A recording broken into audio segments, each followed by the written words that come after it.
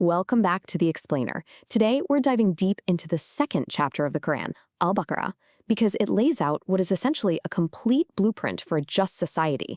We're talking everything from spiritual identity all the way to financial contracts.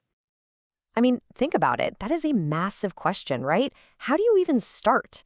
What's fascinating is that this ancient text tackles that question head-on by providing a really detailed framework. And it all kicks off with one of the most significant events in early Islamic history. So, where does this blueprint even begin? Well, the very first step was about establishing a distinct identity, giving the new community a clear direction to face, both literally and, figuratively. So picture this. Initially, the early Muslims prayed facing Jerusalem, which was, of course, a sacred city for other faiths. But then, a divine command came down to change their direction of prayer, their Qibla, to the Kaaba and Mecca. This was a huge symbolic move. It was about establishing a unique spiritual center just for them. And this is the verse that makes it official. You can feel the weight of this moment. It was pivotal, signaling a brand new chapter and a distinct spiritual identity for the community, a direction that was uniquely their own. I love this analogy from our source because it just makes the concept click. Think of it like a school changing its uniform. It's not really about the geography or the building. It's about creating a shared visual identity, a unified front that says, this is who we are now. And get this, the change wasn't just physical. It came with a mission statement. The community was given this title, Ummat-e-Wasat, which basically defined their whole purpose, to be a people of moderation, of balance and justice, to walk that middle path and avoid extremes in everything they do. Okay, so after establishing that collective identity, the blueprint does something really interesting. It zooms right in, from the entire community down to the individual. Because, let's be real, a strong society can only be built with strong people. So the text lays out the tools for building up that inner character. And our source pulls out this really powerful instruction. The idea is before you can go out and build a society, you first have to build your own inner resilience.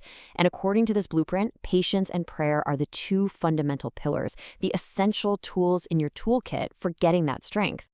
Now, this is a crucial point. Fasting isn't presented as just some ritual of deprivation. No, it's framed as a purposeful spiritual exercise, a tool for personal development with a very, very specific goal in mind. And that specific goal is taqwa. This is the why behind the entire practice. It's all about cultivating this deep state of God consciousness, this awareness that guides your actions and kind of protects you from doing wrong. It's about achieving a whole new state of mind. I absolutely love this analogy. It reframes fasting as a reset button. It's so perfect, right? It's a chance to recalibrate your relationship with yourself, with others, and with God. It helps you develop self-control, gratitude for what you have, and real empathy for those in need.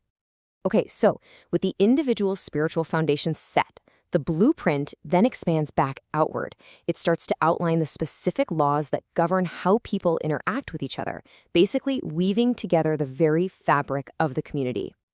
And this is where things get incredibly practical. We're talking detailed rules for the major pillars of society. You've got guidance for the communal pilgrimages, rules for defensive struggle or jihad, and then you get into the intimate details of family law, marriage, divorce, childcare. The goal through all of it is to ensure fairness and justice in every interaction. Now, this verse is foundational. It gives a community permission to defend itself against aggression and oppression. But, and this is so important, notice the condition. But do not transgress. This sets a strict ethical boundary, forbidding aggression and injustice even when you're in a state of conflict. And that focus on justice goes deep into family life. This guidance on divorce is a perfect example. The waiting period isn't just a rule for the sake of a rule. It's designed to keep the door open for healing and reconciliation. It really emphasizes fairness and compassion, even during a painful separation. All right, from social laws, the blueprint moves to another critical pillar of any society, its economic system. And the vision here is for an economy built not on exploitation, but on principles of generosity and total justice. To show just how much value is placed on giving, the text presents this really striking number. A single act of charity, it suggests, can be multiplied 700 times over. That's a powerful incentive to create a culture of generosity. And here's the beautiful agricultural metaphor behind that number. It paints this picture of exponential growth, where one single selfless act of giving just blossoms into widespread abundance that benefits the entire community. It's a beautiful image. So the blueprint then creates this stark contrast, these two economic poles. On one side, you have an economy based on charity, which is said to be blessed to grow and flourish. And on the other side, you have an economy based on interest, or riba, which is condemned as exploitative and ultimately leads to destruction. And to make sure all financial dealings are transparent and just, the longest verse in the entire Quran gives this really clear, practical procedure for handling debts. 1. Write it down. 2. Get witnesses. And 3. Uphold the trust. It's a simple but profound system for preventing disputes and protecting everyone's rights. So, you've got the spiritual, the social, the economic. How do all these individual pieces come together? Well, they form an integrated system, right? A complete and balanced way of life that is meant to touch every single aspect of human existence. And when you lay it all out like this, the comprehensive nature of this guidance just becomes so clear. I mean, from a new direction of prayer all the way down to the necessity of written contracts, every single piece contributes to this holistic blueprint for a thriving community.